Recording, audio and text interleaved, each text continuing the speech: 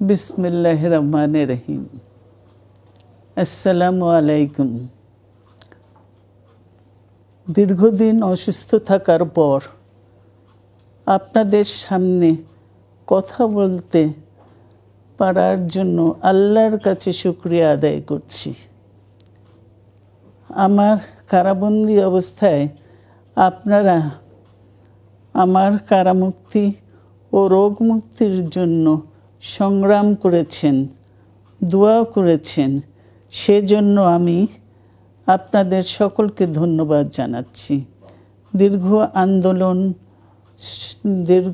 আন্দোলন সংগ্রাম ও ত্যাগের মধ্য দিয়ে আমরা ফ্যাসিবাদী অবৈধ সরকারের কাছ থেকে মুক্তি পেয়েছি।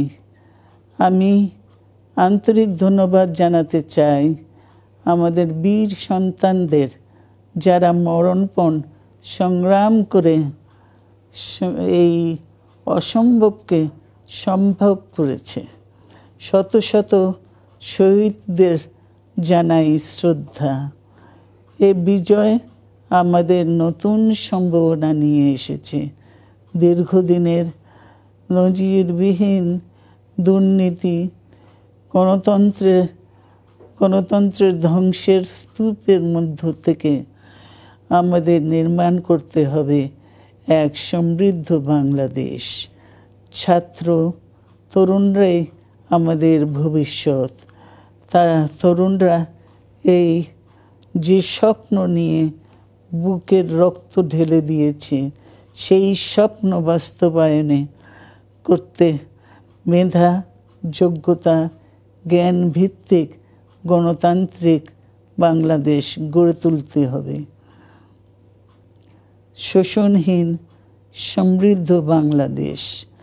সকল ধর্মের গোত্রের অধিকার নিশ্চিত করতে হবে। শান্তি,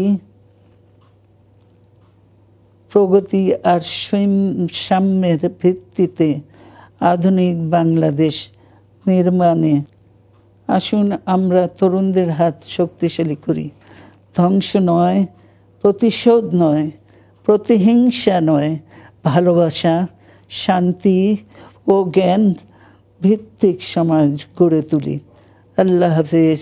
বাংলাদেশ জিন্দাবাদ।